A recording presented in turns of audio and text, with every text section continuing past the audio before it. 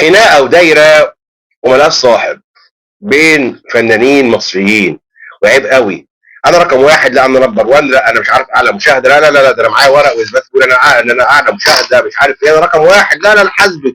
ده انا مراتي السنه دي اقنعتها انها تكون عندها 15 حلقه مش 30 حلقه، انت شميتي نفسك لما بقى يوم بعدين 16.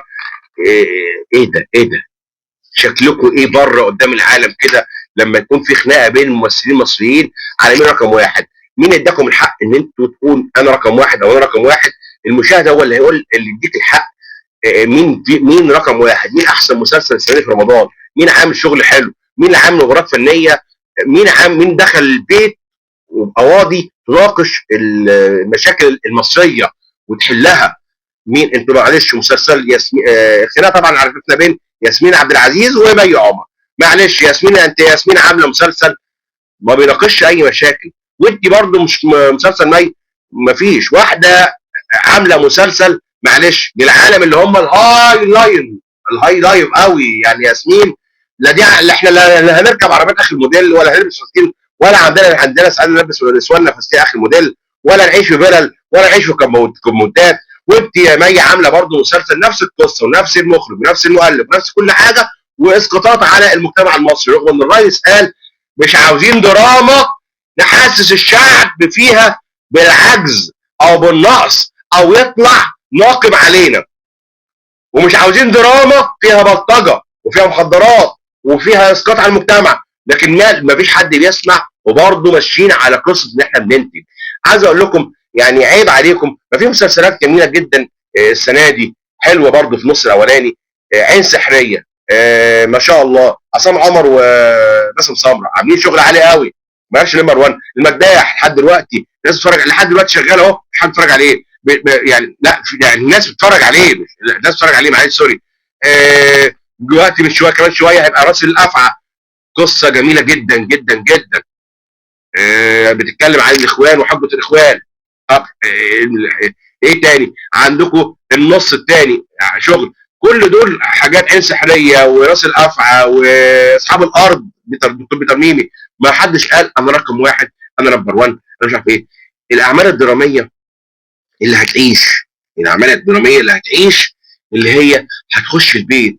يعني مثلا عندك استاذ نور الشريف، لا انا عايش في جلباب ابي، ما هو لو اتعرض الله يرحمه استاذ نور الشريف لما بيتعرض المسلسل ده، انا واحد بتابعه، شوف انه بقاله كام سنه بتابعه، والاسره كلها بتتابعه، زي يحيى الفخراني، استاذ عادل امام، استاذ محمود عزيز، الاستاذ محمود ياسين، المسلسلين اللي هم دخلوا البيت بيناقشوا قصه عن حقيقيه. لكن حضراتكم انتوا ما عندكوش قصص، وقصصكم دي معروفه وعمالين تكرروها، وحتى ناس استغربت اول رمضان قالت هو ياسمين عملت ايه السنه دي؟ ما هي السنه اللي فاتت، ولا هو بيغير؟ ومي عمر ايه هو نفسه هو بيغير؟ يعني تحس ان هي انتوا بتعيدوا الصياغه، بتعيدوا الصياغه. فاحنا صدقوني المسلسلات بتنسي. يعني انا واحد ما عنديش خلق اتفرج على مسلسل، انا وغيري ما عنديش خلق، احب اتفرج على افلام. انا ممكن اشغل التلفزيون طول النهار وطول الليل على قنوات الافلام، ما احبش اتفرج على مسلسلات، ومعليش اتفرج على مسلسلات الا بقى المسلسلات اللي تخش بتناقش قواضي مهمه، دي اللي انا اقدر اتفرج عليها، دي اللي انا اقدر دي جميله اتابعها تاني وثالث ورابع. لكن بالنسبه لكم لو حد سال مي عمر يقول لك هي عملت مين مي عمر؟ عملت مين مي عمر؟ ياسمين عبد العزيز، مين ياسمين عبد العزيز؟ عملت مين ياسمين عبد العزيز؟ محمد سامي، مين محمد سامي؟ عمل محمد سامي؟ لان انتوا ما ناقشتوش المجتمع، انتوا ناقشتوا الفساد، انتوا ناقشتوا البلطجه والسلاح ومش عارف ايه، يعني مصر كلها سلاح وفساد وخيانه ومش عارف ايه، مش لا ده في حاجات، في قواضي كتيره مهمه. لكن للاسف انتوا عندكم فقر في الدراما، والسنه دي في مصر في مسلسلات حلوه في الدراما في رمضان، في مسلسلات حلوه، وفي مسلسلات معلش ما كانش لازم كلها ثلاث ارباعها غسيل اموال، واحنا عارفين انها غسيل اموال. فعيب عليكم يعني الاستاذه ياسمين عبد العزيز والاستاذه مي عمر، الخناقه اللي دايره بينكم. والاستاذ عمرو سعد دخل في الموضوع قال لك انا رقم واحد، وطلع برده كمان معاه الاستاذ محمد سامي قال لك لا ده حاسد، ده مي عمر من رقم واحد. فهي خناقه. الدول العربيه على فكره الخليجيين اللي هم بيدفعوا فلوس، اللي هم يعني اصحاب القناه اللي هم منتجين المسلسلات بتاعت مي عمر وياسمين، بيقول لك والله العظيم احنا ما اتفرجناش عليهم لان مش عاجبنا القصه بتاعتهم. يعني شوف عندهم مخ وعندهم فكر وعندهم وعي. خلوا رقم واحد ده اللي يتفرج عليه ويقول رقم واحد هو المشاهد.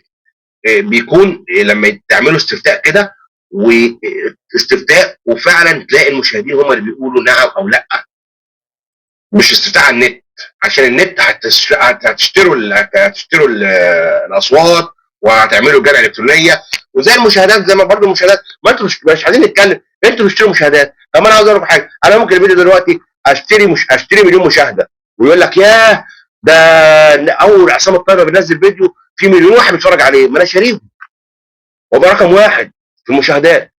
برضه نفس القصه، انتوا بتشتروا مشاهدات وعاملين تشتروا مشاهدات، يقول لك اصل على واتش مين؟ انا ما بتفرجش على واتش، بتفرج على التلفزيون. ولا مؤاخذه السنه دي والله شفت مي عمر قلبت التلفزيون، شفت ياسمين عبد العزيز قلبت التلفزيون، اتفرجت على حلقتين هنا وحلقتين هنا، خلاص هرشت ان القصه كلها متعاده، فما عجبنيش، اقلب يابا واقلب.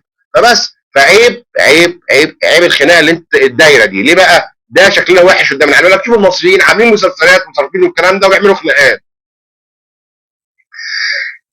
خلي عشان قبل ما انهي، خليكم المشاهد هو اللي يقيمكم.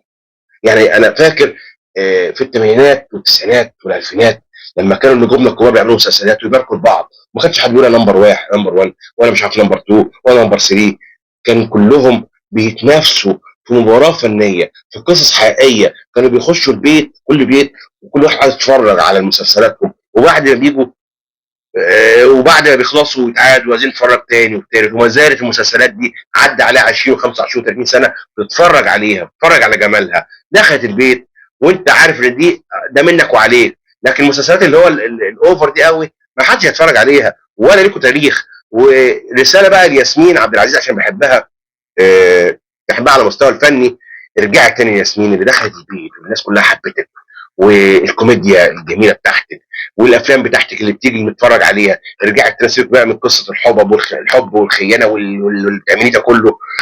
يعني ارجعي تاني يا ياسمين اللي احنا حبيناك، ارجعي تاني في الادوار الكوميديه، اضحكي وفرفشي، سيبك بقى المشاكل وسيبك من اللي حصل زمان واللي مش عارف حصل مع مين ومش عارف ايه، وننسى اللي فات وننسى حبيب وننسى اللي كان وخانه حبيب وخانه مش عارف زبيب، ننسى الكلام ده كله ونرجع تاني يا ياسمين. بالنسبه بقى للاستاذه مي عمر، رساله كمشاهد كفايه كده، الله يرضى عليك، كفايه كده كفايه كده كفايه كده.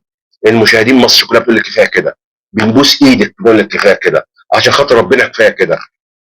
انت مفروضه علينا على فكره ياسمين، وعيب يا ياسمين برضو اقول لك حاجه، انت اقدم مي عمر، عيب لما تعملي عقلك بعقل مي عمر، عيب والله قوي. ليه بقى؟ ان انت اقدم منها وانت يعني زي ما بيقولوا كده فحتي في الصخر، جريتي واشتغلتي من اول موديلز ومش عارف اعلانات لحد ما وصلت يا ياسمين عبد العزيز. لكن مي عمر عارفين مين اللي وصلها ومين اللي فرضها علينا ومين اللي كل سنه بيفرض علينا، فعارفين القصه والفوله، وكفايه كده وربنا يهدي النفوس، وكفايه الترند البايخ ده، فضحتونا قدام العالم